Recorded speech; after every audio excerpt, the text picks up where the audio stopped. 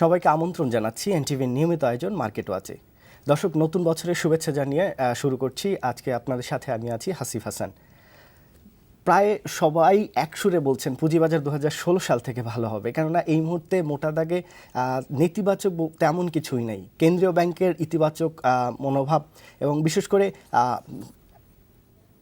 অর্থ মন্ত্রণালয়ের একটি আমরা গত কিছুদিন ধরে বছরের শেষ ভাগে দেখেছি যে ইতিবাচক একটি মনোভাব, এবং তারা বাংলাদেশ ব্যাংকেও তারা এই পুঁজিবাজারের ব্যাপারে ইতিবাচক হওয়ার জন্য বলেছে। আমরা একটা জানি নির্দেশনাও দিয়েছে যে ব্যাংকের অতিরিক্ত বিনিয়োগ সমন্বয়ের সীমা বাড়ানোর জন্য। এই সব বিষয় বিবেচনা করলে 2016 সাল ভালো হওয়ার কথা। প্রথম দিন থেকেই অনেক ইতিবাচক আচরণ করার কথা। সেটি আসলেই করবে কি না, প্রত্যাশা কি বিনিয়োগকারীদের, এবং সংশ্লিষ্ট স্টেক হোল্ডাররা কি ভাবছেন, তাদের করণীয় কি, এই বিষয়গুলো নিয়ে আমরা আলোচনা করব। আমাদের সাথে স্টুডিওতে উপস্থিত আছেন পুঁজিবাজার বিশ্লেষক, অর্থনীতিবিদ, ঢাকা বিশ্ববিদ্যালয়ের শিক্ষক ডক্টর মিজানুর রহমান, আছেন এনসিসি ব্যাংক সিকিউরিটিজের সিইও তানিয়া শারমিন, আছেন ওয়ান ব্যাংক সিকিউরিটিজের সিইও আমিনুল ইসলাম। আপনাদেরকে স্টুডিওতে স্বাগত জানাই। স্যার, আপনাকে দিয়ে শুরু করতে চাই। নতুন বছর, আপনি এই প্রোগ্রামে সহ বিভিন্ন জায়গায় বলেছেন যে নেতিবাচক কথাগুলো বিভিন্ন সময় তুলে ধরেছেন, বিশেষ করে গত বছরের শেষ সময়। তো এই বছর তো আসলে ইতিবাচকই হওয়ার কথা। কোন বিষয়গুলো বিনিয়োগকারীদের মাথায় নেওয়া উচিত? স্টেক হোল্ডারদের এই যে প্রত্যাশা তৈরি হয়েছে, সেই প্রত্যাশাকে ধরে রাখার জন্য কি আসলে করা উচিত? শুরুতে আমি নতুন বছরের সবাইকে শুভেচ্ছা জানাই। নেতিবাচক না, আমি ইতিবাচকই বলবো। বাংলাদেশের অর্থনীতির লং টার্ম যে পার্সপেক্টিভটা আছে সেটা কিন্তু খুব ইতিবাচক। আপনি হয়তো খেয়াল করেছেন যে সাম্প্রতিককালে বিশ্বব্যাংক এবং এডিবি বাংলাদেশের অর্থনীতির যে ইকোনমিক গ্রোথের যে ফোরকাস্ট করেছেন সেটা 6.8%। এটা কিন্তু 6.25% থেকে 6.8% উন্নীত হওয়ার একটা ফোরকাস্ট আসছে। এটা একটা সিগনিফিক্যান্ট পজিটিভ চেঞ্জের ফোরকাস্ট। তো এর সাথে ন্যাচারালি দেশের প্রাইভেট সেক্টর ইনভেস্টমেন্টের একটা পজিটিভ চেঞ্জের ফোরকাস্ট নিহিত আছে। বিজনেস কনফিডেন্স ইমপ্রুভ হচ্ছে, তার একটা মানে ইন্ডিকেশন এর মধ্যে নিহিত আছে। এবং পুঁজিবাজারেরও এর সাথে একটা সংশ্লেষ আছে, কোরিলেশন আছে। তো আজকের পুঁজিবাজার যে জায়গাটাতে আছে সেই জায়গাটাকে আমি অস্বাভাবিক বলবো। অন অ্যান অ্যাভারেজ 300 কোটি টাকা, 250 কোটি টাকা বা 400 কোটি টাকা টার্নওভার, এই বাজারে কিন্তু সামর্থ্যকে রিফ্লেক্ট করে না। বাংলাদেশের অর্থনীতির এখন যে সাইজ যেটা আছে সেই সাইজের সাথে কিন্তু এই টার্নওভারটা একেবারেই বেমানান। তো এইখান থেকে আমরা যদি আমাদের ন্যাচারাল সাইজে যদি উন্নীত হতে চাই, তাহলে আমাদের চ্যালেঞ্জগুলো কী কী, সেই জায়গাতে আমাদের আলোচনা আজকে যাবে আমি বিশ্বাস করি। বাট আমি বলবো যে সাম্প্রতিক কিছু যে রেগুলেটরি চেঞ্জ হয়েছে এইটা মার্কেটকে স্টিমুলেট করবে। যেমন একটা হলো যে আর্থিক খাতের প্রতিষ্ঠানগুলোর যে এক্সপোজার ডেফিনিশনে একটা গুণগত পরিবর্তন আসছে। তো তাতে করে ব্যাংকগুলোর এবং আর্থিক প্রতিষ্ঠানগুলোর সক্ষমতা এটা বৃদ্ধি পাবে। এবং আসলে সক্ষমতার কিন্তু শুধু নিজে ইনভেস্ট করার মাধ্যমে নয়, বিনিয়োগকারীদের বিনিয়োগ সক্ষমতা বাড়ানোর মাধ্যমেও কিন্তু পুঁজিবাজারের উপর একটা পজিটিভ ইম্প্যাক্ট সৃষ্টি করবে। তবে শর্ট টার্মে বা মিডিয়াম টার্মে এখন যে চ্যালেঞ্জগুলো হলো সেগুলো গভর্নেন্সের, আমরা বলি সুশাসনের। এবং সেই চ্যালেঞ্জটা, সেই সুশাসন চ্যালেঞ্জ যেটা আছে এটা শুধু আমাদের লিস্টেড কোম্পানিজগুলোর কর্পোরেট গভর্নেন্স ইমপ্রুভমেন্ট শুধু নয়, স্টক এক্সচেঞ্জের গভর্নেন্সও কিন্তু এখানে একটা বড় ফ্যাক্টর হিসেবে আসবে। তো এই গভর্নেন্সের চ্যালেঞ্জগুলো কী কী, আমি যদি কর্পোরেট লিস্টেড কোম্পানিজগুলোর কর্পোরেট গভর্নেন্সের কথা ভাবি, বিশেষ করে আর্থিক খাতের মানে যে কোম্পানিগুলো আছে, আমরা দেখি যে গত 4-5 বছর যাবত আর্থিক খাতের কোম্পানিগুলো একটা মানে persistent serially depressed phase of pricing দিয়ে যাচ্ছে। এবং আপনি দেখবেন যে অনেকগুলো কোম্পানির এখন market price is far below than the face value. এটা কিন্তু ইতিবাচক নয়, এটা একটা নেতিবাচক ডেভেলপমেন্ট। এবং এর সাথে মার্কেটকে আমি রেশনাল মনে করি, মার্কেটকে আমি ইন দি লং টার্ম আমাদের মার্কেটকেও আমি সেমি এফিশিয়েন্ট বা এফিশিয়েন্টই বলবো। Market is behaving very prudently, market is rewarding ওই ফার্মগুলোকে যাদের কর্পোরেট গভর্নেন্স ভালো, যাদের আর্নিংস ভালো, যাদের ফ্রি ক্যাশ ফ্লো ভালো, যাদের অপারেটিং ক্যাশ ফ্লো ভালো, যাদের অ্যাকাউন্ট ইনফরমেশন খুব ফেয়ার এবং transparent, market is rewarding them. আর মার্কেট ইজ পানিশিং দেম যাদের আর্নিংস যেটা ডিসক্লোজ করছে এটা রিলায়েবল না, যাদের earnings is not supported by cash flows, free cash flows, যাদের ব্যালেন্স শিটের অ্যাসেটস, লায়াবিলিটিস, ইকুইটি এগুলোকে সঠিকভাবে প্রেজেন্ট করা হয় না, মার্কেট ইজ পানিশিং দেম। তো এই জায়গাটাতে ম্যানেজমেন্টের সক্ষমতা বাড়ানোর প্রয়োজন আছে এবং ম্যানেজমেন্টের স্বাধীনতা আনয়নটাও খুব জরুরি আছে। সেই জায়গাটা ব্যাহত হচ্ছে আমাদের কর্পোরেট বোর্ডগুলোর মধ্যে সুশাসনের অভাব। কর্পোরেট বোর্ডগুলোর মধ্যে সুশাসন আনয়নের জন্য এসিসি 2012 সালে একটা কর্পোরেট গভর্নেন্স গাইডলাইন কিন্তু তৈরি করেছে এবং সেটা ম্যান্ডেটরি, কিন্তু সেইখানে এটার এনফোর্সেবিলিটি নিয়ে আমাদের একটা বড় প্রশ্ন আছে। আমরা দেখি যে অনেকগুলো প্রবিধান যেগুলো আছে সেগুলো বাস্তবায়িত হয় না। যেমন স্বাধীন পরিচালক, এই স্বাধীন পরিচালকের সংখ্যা এবং স্বাধীন পরিচালকের ডেফিনিশন এই দুটাই কিন্তু আমরা প্রায়শই দেখি যে নন কমপ্লাইড হয়, নন অবজার্ভড হয় in the corporate listed companies, particularly in the banks এবং এনবিএফআইস। তো আমার মনে হয় যে বাংলাদেশ সিকিউরিটি এক্সচেঞ্জ কমিশন যদি এই কর্পোরেট গভর্নেন্সের যে রুলসগুলো আছে সেগুলোকে আরও আধুনিকায়ন করে এবং এগুলোকে আরও যদি এনফোর্স করতে পারে at the level of the companies, তাহলে ব্যাংক ম্যানেজমেন্টের স্বাধীনতা বাড়বে, সেপারেশন হবে বিটুইন বোর্ড বা আমরা বলি শেয়ার হোল্ডার্স অ্যান্ড ম্যানেজমেন্ট, এবং ম্যানেজমেন্ট যে তথ্য প্রকাশ করে সেই তথ্যের গুণগত মান বাড়বে, অডিট কোয়ালিটির ইমপ্রুভমেন্ট হবে এবং বিনিয়োগকারীদের জন্য যে পার্টিনেন্ট ইনফরমেশনগুলো জরুরি যেমন earnings, NAV, operating cash flow, free cash flow, এই মেজার্সগুলো আরও রিলায়েবিলিটি পাবে এবং বিনিয়োগ সিদ্ধান্ত আরও অনেক উন্নত হবে, এটা আমার বিশ্বাস। জি, তানিয়া আপা, আপনার কাছে আসতে চাই। আপনি তো এসএসসিতে কাজ করেছেন অনেক দিন, তো এই স্যার যে কথাগুলো বললেন যে এই মুহূর্তে এসএসসির আসলে কি ভূমিকা নেওয়া উচিত, কারণ আমরা দেখছি গত কিছুদিন ধরে বিএসএসসি ব্যাপক চেষ্টা করছে পুঁজিবাজারের জন্য এবং অনেকগুলো কাজ করেছে, অনেকগুলো রুলস রেগুলেশন করেছে যেগুলো হয়তো আরও সামনে ইতিবাচক হবে, কিন্তু সাময়িক যে একটি অনাস্থা তৈরি হয়েছে বিনিয়োগকারীদের মধ্যে, যারা স্যার যেটা বললেন ট্রেড কমে যাওয়া, এই অবস্থায় আসলে বিএসসির কী ধরনের পদক্ষেপ নিলে ভালো হয় আপনার মনে? এটা আসলে এসএসসি যথেষ্ট ট্রাই করছে, এটা স্যারও যেমন বলছেন আমরা সবাই জানি, বাট আমার যেটা মনে হয় যে জায়গাটাতে যে ইমপ্লিমেন্টেশনটা আসলে একটা রুলস আমি করলাম 2012-তে কর্পোরেট গভর্নেন্স রুলসটা, বাট ওইটা আসলে প্রপারলি ইমপ্লিমেন্ট হচ্ছে কি না এইটা কিন্তু মানে মনিটরিং প্রসেসটা আমার মনে হচ্ছে রেগুলেটর এন্ড থেকে একটু ক্লোজ মনিটর করাটা খুব বেশি জরুরি। যার কারণে হয় কি কোনো একটা কোম্পানি যে ফেক তার ব্যালেন্স শিট শো করলো কি না, ক্লায়েন্ট কিন্তু এখন অনেক স্মার্ট আমাদের ইনভেস্টাররা, সো তারা কিন্তু এটা চিন্তা করে যে এখানকার ম্যানেজমেন্টটা কেমন এই কোম্পানির, আর এই কোম্পানির বোর্ডটা কেমন, সেটা দেখেই তারা ইনভেস্ট করে।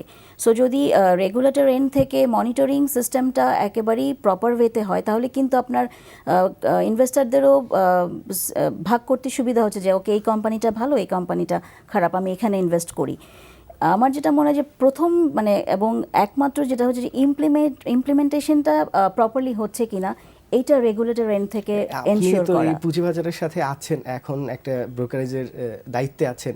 আমরা অনেক দিন ধরে দেখছি যে ডিএসসি বা সিএসসি থেকে কোনো শেয়ারের দাম বাড়লেই কোয়ারি দেওয়া হয় এবং এটা নিয়ে আমরা অনেক আলোচনা করেছি, কিন্তু যেটা প্রশ্ন সেটা হলো ওই কোয়ারি দেওয়ার পরে ওই শেয়ারটার দাম কিন্তু হয়তো ওই দিনই কমে যায়, কিন্তু আবার আস্তে আস্তে বাড়ে। তাহলে এই যে বিষয়টা আমি বিভিন্ন স্টেক হোল্ডারদের সাথে কথা বলেছি, বিনিয়োগকারীদের সাথে কথা বলেছি, কেউই ইতিবাচকভাবে দেখছেন না এবং আমি যতদূর জানি বিএসসিও বিষয়টি ইতিবাচকভাবে দেখছেন না। তারপরও কিছুদিন বন্ধ ছিল, আবার ডিএসসির আমরা দেখলাম যে শেষ দিকে এসে এই ধরনের আচরণ, এগুলো কি প্রভাবিত করছে না বাজারকে? হ্যাঁ, এটাও যেমন আপনি যেটা বললেন যে একটা শেয়ার হয়তো কন্টিনিউ 10 দিন বাড়লো, তারপরে ডিএসসি থেকে একটা কোয়ারি দিল, একই ল্যাঙ্গুয়েজে। আমি যখন এসএসসিতে ছিলাম তখন থেকে আমি দেখে আসছি যে নো আনডিসক্লোজ ইনফরমেশন, এটার পর একটা নিউজ আসে, বাট আপনি একেবারে একদিন বা 2 দিনের ভিত্তিতে কিভাবে এটার সত্যতাটা মানে আমি যে বলছেন আপনি যে স্ক্রিনে দিচ্ছেন ডিএসসির পক্ষ থেকে সেটা না জেনে 2 দিনের মধ্যে কি এটা বলা সম্ভব? আমার মনে হয় এইভাবে করে না দিয়ে আপনি জানেন মনে হয় যে সকালে কোম্পানির কাছে জানতে চাওয়া হচ্ছে দুপুরের মধ্যেই নিউজ নিউজটা চলে আসে। ডিসক্লোজ করছে।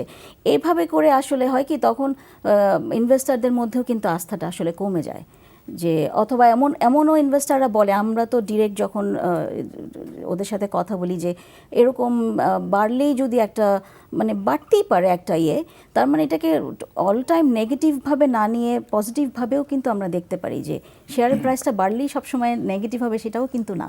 জি, অনুর ভাই, আপনারা যারা ব্যাংকের সাবসিডিয়ারি কোম্পানি আছেন, আপনাদের প্রায়ই মিটিং হয় আমরা যতদূর জানি। তো এই মিটিংগুলোতে আপনারা যে সিদ্ধান্তগুলো নেন, সবসময়ই একটা সিদ্ধান্ত আসে এরকম যে বাজার ইতিবাচক হবে এবং আমরা সবাই একসাথে বিনিয়োগ করব, এখান থেকে আমাদের সেল প্রেশার থাকবে না। যে কেন্দ্রীয় ব্যাংকের যে সম্প্রতি যে সার্কুলারটার কারণে কিন্তু আপনাদের বিক্রির প্রেশার তেমন নাই। তো এই মুহূর্তে আপনারা নিজেরা কি ভাবছেন, আর বিনিয়োগকারীদের নতুন বাজারে নিয়ে আসার জন্য আপনারা কি করছেন? ধন্যবাদ। বিনিয়োগকারীদের নতুন বছরে শুভেচ্ছা জানিয়ে আমি শুরু করছি। আমাদের এই মুহূর্তের ভাবনাটা তো সবসময় পজিটিভ ভাবনা, কেননা গত বছরটা আমরা খুব স্ট্রাগল করতে হয়েছে সবাইকেই। মার্কেট অ্যাজ এ হোল বিভিন্ন চড়াই উতরাইয়ের মধ্যে দিয়ে মার্কেট গিয়েছে, এবং আমরা সবাই জানি যে 2015 সালের আপনার প্রথম দিকে পলিটিক্যাল কিছুটা স্ট্যাবিলিটির অভাব ছিল, সেখানে একটু হ্যাম্পার্ড হয়েছিল ব্যবসা বাণিজ্য, কিন্তু পরবর্তীতে কিন্তু 9 মাসে বেশ ভালোই স্ট্যাবিলিটি ছিল, পলিটিক্যাল স্ট্যাবিলিটি ছিল, এবং আমাদের যে ম্যাক্রো ইকোনমির যে ইন্ডিকেটরগুলো সেগুলো সবগুলোই পজিটিভই ছিল। যেমন আপনার ইন্টারেস্ট রেটটা অনেক down trend, interest rate borrowing rate যেটা সেটা ক্রমান্বয়ে কমতেছে, তারপর আপনার ইনফ্লেশন রেটও ডাউনের দিকে। এইভাবে চিন্তা করলে সবগুলো আমাদের ফরেন এক্সচেঞ্জ রিজার্ভ অনেক ভালো, 27 বিলিয়ন অ্যাবাভ। তারপর আপনার ফরেন এক্সচেঞ্জ যে ইয়াগুলো সবগুলো ইন্ডিকেটরই আমাদের ভালো। তো সেই হিসাবে 15তে যতটুকু আমাদের ক্যাপিটাল মার্কেটে প্রভাব পড়া উচিত ছিল এই সমস্ত ম্যাক্রো ইকোনমি ইন্ডিকেটর এবং দেশের ইকোনমিক গ্রোথ যেটা হচ্ছিল 2015 সালে যেটা হয়েছে, সেটার প্রভাবটা কিন্তু ক্যাপিটাল মার্কেট ওইভাবে পড়েনি। ক্যাপিটাল মার্কেটে বিভিন্ন কারণে দেখা গেছে যে মার্কেটটা ওইভাবে মানে ভাইব্রেন্ট ছিল না। এখন আমরা সেই গত বছরের যে অর্জনগুলো ইকোনমিতে, সেগুলো আমরা আশা করি যে 2016তে বিভিন্ন আমাদের তো লিস্টেড কোম্পানির শেয়ারগুলো নিয়েই আমাদের লেনদেন হয়, সেই লিস্টেড কোম্পানিগুলোর আর্নিংস বলেন, লিস্টেড কোম্পানির ফিউচার ইনভেস্টমেন্ট, তাদের নিজস্ব ইনভেস্টমেন্টে আরও বেশি বেগবান হবে যেহেতু ইন্টারেস্ট রেট কমেছে এবং পলিটিক্যাল স্ট্যাবিলিটি অনেকটা ফিরে এসেছে, এবং আমরা আশা করি যে 2016 ওভার দ্য ইয়ার্স এই ভালো স্ট্যাবিলিটি থাকবে, পলিটিক্যাল স্ট্যাবিলিটি। সেই ক্ষেত্রে আমাদের ক্যাপিটাল মার্কেট অনেক ভালো হওয়ার কথা, এবং in the mean time Bangladesh bank খুব ভালো একটা উদ্যোগ নিয়েছেন, যেটা স্যার বলেছেন যে এক্সপোজার ক্যালকুলেশন থেকে নতুন যে সংজ্ঞায়িত করেছে এক্সপোজার ক্যালকুলেশনকে, সেখান থেকে সাবসিডিয়ারির পেইড আপটা বাদ দেওয়া হয়েছে, যেখানে অনেক বেশি আজকে যেহেতু বাজার খুললাম আজকে থেকে কার্যকর, তো সেই হিসাবে বাজারে তো একটা প্রভাব পড়ার অবশ্যই প্রভাব পড়বে। প্রভাবটা আসলে আমি সবসময় বলি যে মানে জিনিসটা একদিনের বিষয় না, মানে এই যেটা গত বছর শেষের দিকে সিদ্ধান্তটা এসেছে সেটা এই বছর প্রথম থেকে কার্যকর হয়েছে, সেটা আস্তে আস্তে এটার ইম্প্যাক্ট পড়বে, কেননা এই প্রত্যেকটা জিনিসেরই ইম্প্যাক্ট সাথে সাথে পড়ে না, সবার প্রস্তুতি আছে এবং সবার একটা বিজনেস প্ল্যান নতুন করে করতেছে যেহেতু একটা চেঞ্জ আসছে। তো আশা করি যে এই 2016টা মানে সার্বিকভাবে ক্যাপিটাল মার্কেট, স্টক মার্কেট, বিশেষ করে আমাদের শেয়ার বাজার ভালো যাবে এবং বিনিয়োগকারীরা ভালো একটা অবস্থানে থাকতে পারবেন আশা করি। স্যার, ইকোনমির কথা বললেন, আমরা এই এত বছর ধরে শুনে আসছিলাম যে প্রচুর ভর্তুকি দিতে হয়, কিন্তু গত 3 বছর ধরে আপনি দেখেন তেলে হিউজ প্রফিট করছে, আর এখন তো এক যুগের মধ্যে ওয়ার্ল্ড মার্কেটে ফুয়েল প্রাইস কম। তো এই অবস্থায় তো মানে এখন মেশিনারিজ ইম্পোর্ট কিছুটা বেড়েছে, তো সব ইতিবাচক। আপনার অর্থমন্ত্রীর ভাষায় হলো যে আপনার সঞ্চয়পত্র সুদের হার আরও কমিয়ে দেওয়া হবে, এরকম একটা ইঙ্গিত আছে। তো এই অবস্থায় নেতিবাচক আসলে কি আছে পুঁজিবাজারে? আপনি আস্থা ফিরছে না কেন? ভর্তুকির বিষয়টা মানে তেলের অয়েল প্রাইসিং যেটা হচ্ছে বাংলাদেশে, এটা একটা সরকারের সিদ্ধান্ত। আমি ব্যক্তিগতভাবে মনে করি যে এই প্রাইসিংটার সাথে ওয়ার্ল্ড মার্কেটের প্রাইসিংয়ের একটা সম্পর্ক থাকা উচিত। যেহেতু ওয়ার্ল্ড মার্কেটে ইট ইজ $30, মানে এইখানে এই সেই 2010 সালের বা 2009 সালের দাম এখনও অব্যাহত রাখার কোনো যৌক্তিকতা নাই, এবং গভর্নমেন্ট শুড বি রিসিপটিভ এবং responsive to the private sector demand, যারা তেলের দামকে কমাইতে বলছে, তাতে প্রাইভেট সেক্টরের উপর একটা স্টিমুলেটিং ইম্প্যাক্ট পড়বে। কেন আস্থা ফিরে আসছে না বা বিনিয়োগকারীরা কেন আগ্রহী হচ্ছে না বিনিয়োগ করতে, এটা হলো মানে এক কথা যদি আমি উত্তর দিতে চাই, সেটা হলো বিনিয়োগকারীরা তাদের নিরাপত্তা চায়, তারা প্রোটেকশন চায়। কারণ বিনিয়োগকারীদের অভিজ্ঞতা কিন্তু মানে খুব সুখকর নয়। 96 এবং 2010-এ সাধারণ বিনিয়োগকারী সেভার, যারা সঞ্চয় করে, যারা হার্ড আর্ন মানে অনেস্ট উপায় আর্ন করে না খেয়ে সঞ্চয় করে যারা শেয়ারে বিনিয়োগ করে, তারা দেখছে, তারা এক্সপিরিয়েন্সড হয়েছে যে মানে ইট ক্যান বি গান ইন এ মোমেন্টস। এবং সেই জায়গাটাতে মার্কেট রেগুলেটরদের এবং স্টক এক্সচেঞ্জের যে সক্ষমতার ঘাটতি ছিল, সেই জায়গাটাতে একটা ইমপ্রুভমেন্ট খুব জরুরি এবং ডেলিভারি জরুরি। মানে স্টক এক্সচেঞ্জ এবং Bangladesh securities commission and as such Bangladesh bank, যারা আর্থিক প্রতিষ্ঠানগুলোকে রেগুলেট করে, তাদের উচিত বিনিয়োগকারীদের বা ডিপোজিটর যারা আছে তাদের স্বার্থ সংরক্ষণের জন্য নতুন বিধি আনয়ন করা এবং এক্সিস্টিং যে গুড যে বিধিগুলো আছে সেগুলোকে এনফোর্স করা, যেটা তানিয়া আপা বলেছেন কিছুটা। আমি ওনার বক্তব্যে একটু ফিরে যেতে চাই, যে কর্পোরেট গভর্নেন্স নিয়ে আমরা যেটা বলছিলাম। আপনি কর্পোরেট গভর্নেন্সের কয়েকটা বিষয় আমি একটু সংক্ষেপে বলি। স্বাধীন বিনিয়োগকারী এবং ফ্যামিলি মেম্বারদের ডমিন্যান্স। আপনি দেখবেন আমাদের আইনে কিন্তু নাই যে একই পরিবারের লোকজন তারা সিইও এবং বোর্ডের চেয়ারম্যান হতে কিন্তু বাধা আছে, according to 2012 corporate governance rules. কিন্তু আমরা রিসার্চ করে দেখেছি যে আমাদের দেশের অলমোস্ট 30% ফার্মসের আপনার বোর্ডের চেয়ারম্যান এবং সিইও বা MD they belong to the same family or their family members, মানে according to standard definition of family. আবার একই বোর্ডের মধ্যে দেখা যাবে যে ছেলে, বাবা, মেয়ে 3-4 জন ফ্যামিলি মেম্বার থাকে। So they exercise total control. এতে করে হয় কি, ম্যানেজমেন্টের সাথে এই যে কন্ট্রোলিং শেয়ার হোল্ডারদের সেপারেশনটা এটা অবলোপন হয়ে যায়, তারা আর সেপারেশন থাকে না। একটা বিষয় দেখবেন যে মানে যেগুলো লিস্টেড কোম্পানি সেগুলোর এই ধরনের আচরণগুলো আরো বেশি, এবং এখানে একটা যারা তালিকাভুক্ত হচ্ছে, আমরা 2010-এর পর থেকে দেখেছি বা 2007-8-এর পর থেকে হয়েছে, তালিকাভুক্তি হওয়ার পরে তার মূল বিজনেস হয়ে যায় শেয়ার। ইয়েস। এবং এরপরে কিন্তু তার ইপিএস হয়, যেটা দেখা যায় যে গ্রোথ আছে, সেই গ্রোথটা কতটুকু সত্য সেটা নিয়ে প্রশ্ন থাকে। আর শেয়ারের প্রাইস কিন্তু আপ ডাউন করে খুব বেশি, কারণ তাদের সংশ্লিষ্টতা থাকে।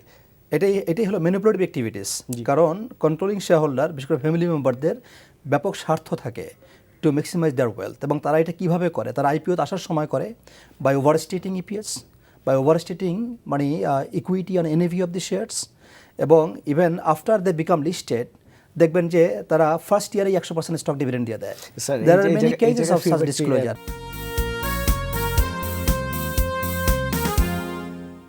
স্যার, যে জায়গায় ছিলেন কর্পোরেট গভর্নেন্স, জি, আমি যেটা বলছিলাম যে বাংলাদেশ সিকিউরিটিজ কমিশনের এবং ঢাকা স্টক এক্সচেঞ্জের একটা বড় নিয়ন্ত্রককারী ভূমিকা হলো আমাদের লিস্টেড কোম্পানিজগুলোতে স্বাধীন বিনিয়োগকারীদের প্রপোর্শন যেটা আছে সেটাকে খুব স্ট্রিক্টলি এনফোর্স করা, নাম্বার 1।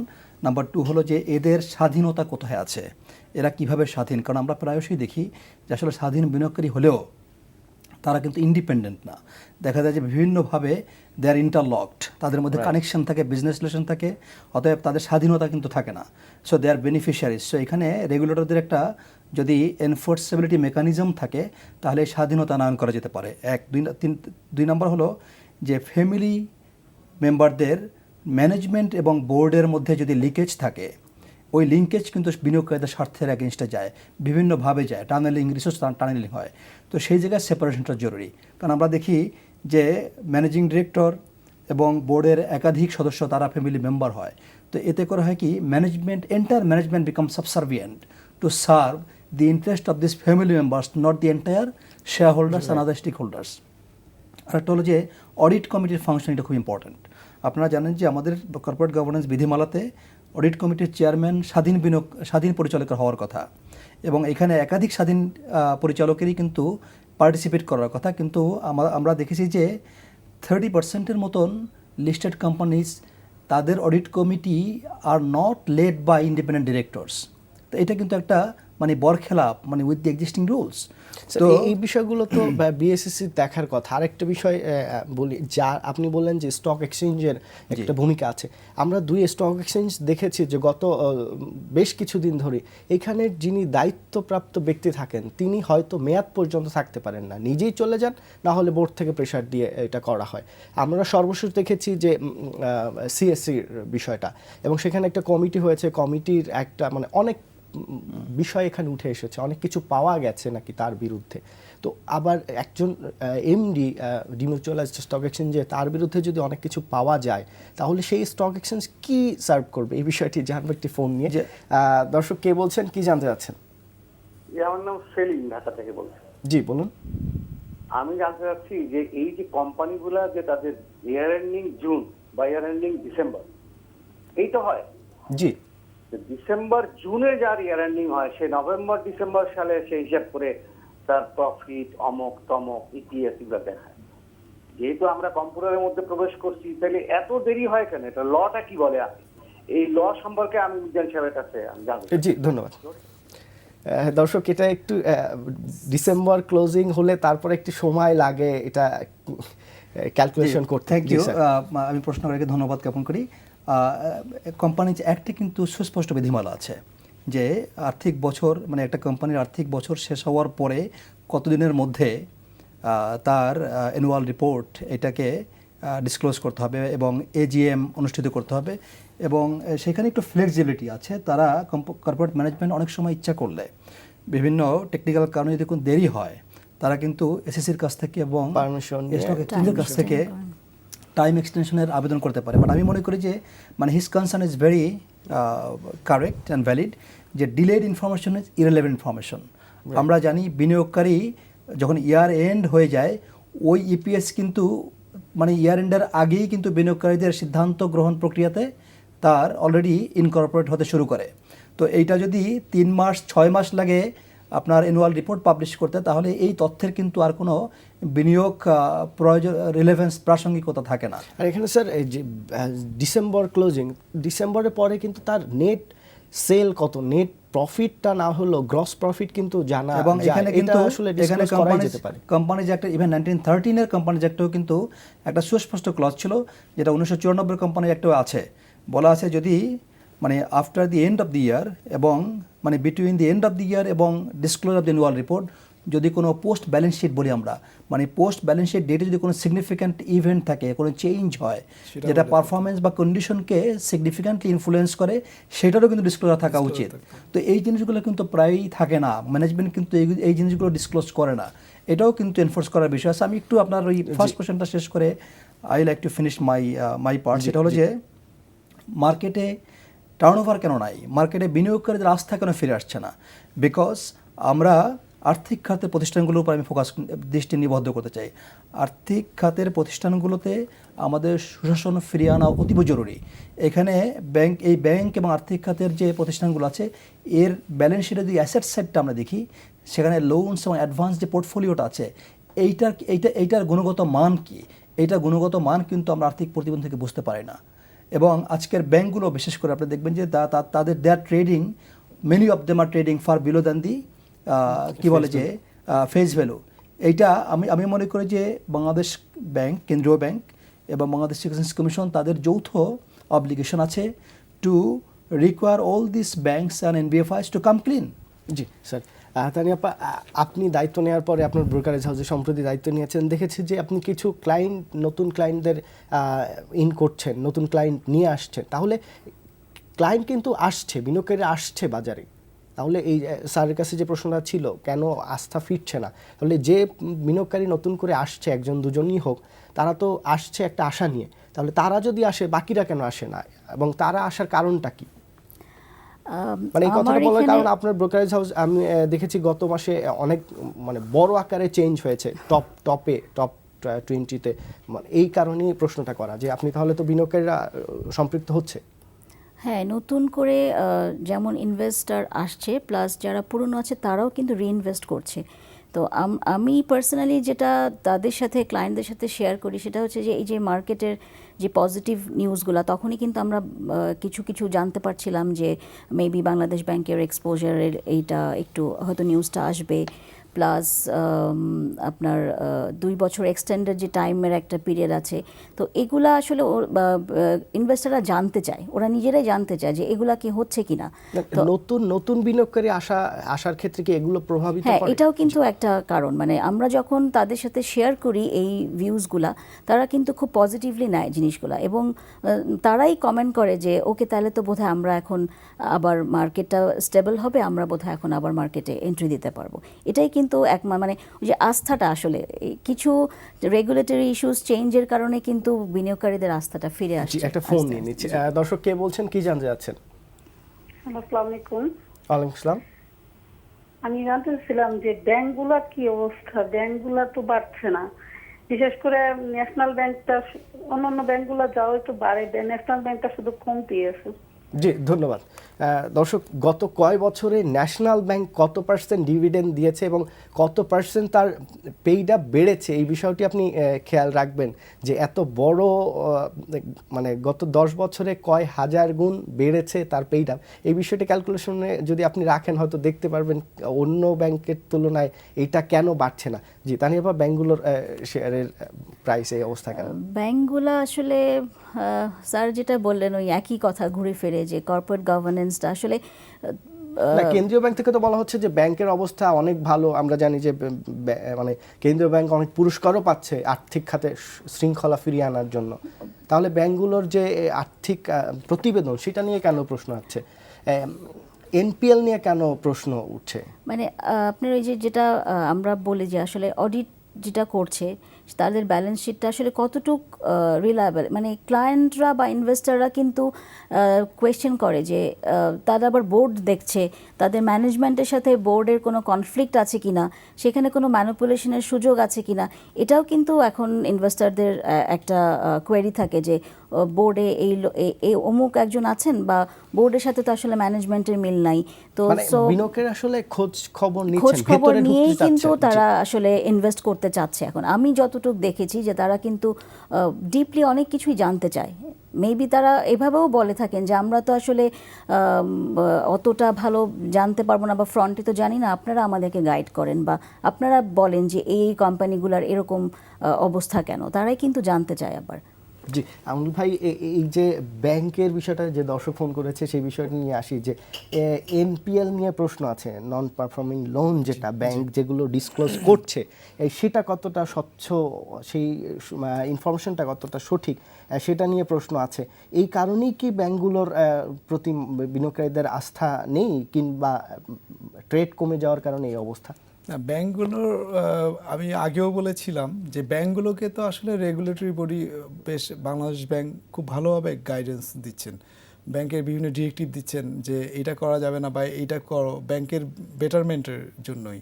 তারপরে কি ব্যাংক থেকে লুটপাটটা কমেছে? রিসেন্টলি বা দেখবেন যে আপনি বাংলাদেশ ব্যাংকেরই একটা ইনফরমেশন অনুযায়ী এনপিএল এর হার কিন্তু লাস্ট ইয়ারে অনেক কমে আসছে আর কি, এটা 1 ডিজিটে চলে আসছে। সেটা কি কাগজে না বাস্তবে?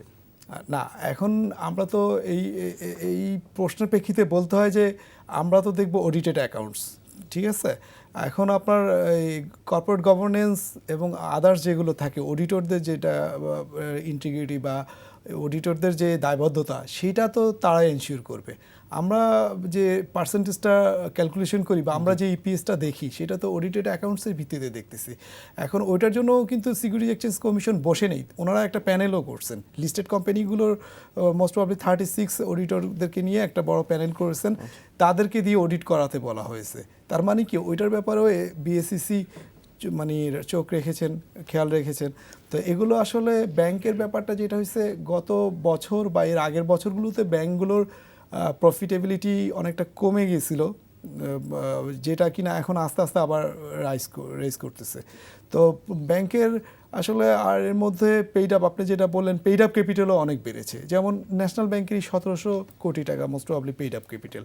তো একটা ব্যাংক যখন প্রথম দিকে ছিল 200-300 কোটি টাকা, সেটা 1700 কোটি টাকা পেইড আপ ক্যাপিটাল, তার মানে নাম্বার অফ শেয়ারস অনেক বেশি বেড়ে গেছে। 8 কোটি টাকা লিস্টেড হয়েছে 10 বছরে, তার 1000 কোটি তো টাকা এটা হয়েছে। একটা শেয়ারের যখন অনেক বেশি সাপ্লাই সাইডটা অনেক বেশি হয়ে যায়, তখন যদি তার প্রফিটেবিলিটি ওইভাবে না বাড়ে, কেন ক্যাপিটাল বাড়লো, ইকুইটি বাড়লো, কিন্তু তার প্রফিটেবিলিটি বাড়লো না, রিটার্ন অন ইনভেস্টমেন্টটা ওইভাবে অ্যাট্রাকটিভ হলো না, তখন তো স্বাভাবিকভাবে ইনভেস্টররা জাজ করবে। আমাদের এখানে তো লোকাল ইনভেস্টর আছে, আবার ফরেন ইনভেস্টরও আছে। ফরেন ইনভেস্টররা আর অনেক বেশি অ্যানালাইসিস করে, তো ওগুলোর ভিত্তিতে তারা দেখে যে আসলে আবার ইন্টারনাল ব্যাপারও আছে ব্যাংকগুলোর। আপনি যেটা বললেন যে আসলে কি তাই এনপিএল কি ঠিক, আপনার মধ্যেও একটু সন্দেহের যে এটা কি এনপিএলটা কি যে ফিগারটা বলা হচ্ছে সেটা কি ঠিক কিনা, তাহলে দেখা যাচ্ছে যে আপনার অ্যানুয়াল রিপোর্ট ছাড়াও তারা ভিতরের খবরটাও নিচ্ছে, একটা ব্যাংকের অ্যাকচুয়াল পজিশন কি, তাদের ভিতরকার অবস্থাটা কি, মানে ব্যাংকটা কিভাবে পরিচালিত হচ্ছে, ব্যাংকটার সত্যিকারের ফিউচারটা কি ব্রাইট কি না। কারণ আমরা এর আগেও দেখেছি অনেক ব্যাংক হয়তো তাদের ডে টু ডে অ্যাফেয়ার্স চালিয়ে যাচ্ছে। মোট কথা আপনি বলতেছেন ব্যাংকের যে অবস্থা তাতে মানে দেখে শুনে বিনিয়োগ করাটাই আসলে বেটার। না, দেখে শুনে বিনিয়োগ করা সবার মানে ক্ষেত্রেই বেটার, ব্যাংকের ক্ষেত্রে হয়তো একটু বেশি। না, ব্যাংকের ক্ষেত্রে ব্যাংক ইজ ডুইং ওয়েল এবং গ্র্যাজুয়ালি ভালো করবে ব্যাংক, মানে আমরা আশাবাদী। জি স্যার, আমাদের প্রায় শেষ পর্যায়ে যদি সংক্ষেপে বলেন যে এই বছরে আসলে আজকে নতুন বছর শুরু হলো, আজকে বাজার যদি আমরা দেখি যে প্রত্যাশা তৈরি হয়েছে সেটা যদি প্রাপ্তি না ঘটে, সেক্ষেত্রে বিনিয়োগকারীদের একটি মানে মন ভেঙে যাওয়া বা একটা এই চাপ থাকতে পারে। এই চাপটা কি বাজারের জন্য নেতিবাচক হতে পারে? সেক্ষেত্রে যারা রেগুলেটর আছেন তাদেরকে এই বিষয়টা নজর রাখা উচিত কিনা? অ্যাওয়ারনেস প্রোগ্রাম হচ্ছে আমরা দেখছি, কিন্তু সেই অ্যাওয়ারনেস প্রোগ্রামে যারা যাচ্ছেন তারা কিন্তু তাদের সম্পৃক্ততা কিন্তু বাজারে খুব একটা নেই। দেখুন, আমি আমি আমি বারবার যে জিনিসটার উপর রিপিট করতেছি যে বিনিয়োগকারীরা অপেক্ষা করছে ইনভেস্ট করার জন্য, ফান্ডের কোনো অভাব নেই। মানে আমরা বলি লোনেবল ফান্ড বা ইনভেস্টেবল ফান্ডের কোনো অভাব নেই। ব্যাংকের অর্থায়ন সক্ষমতা বাড়ানো দরকার নাই, একটা মার্জিন লোন বাড়ানোর প্রয়োজন নাই। একটা ফোন নিয়ে নিচ্ছি। দর্শক কে বলছেন, কি জানতে চাচ্ছেন?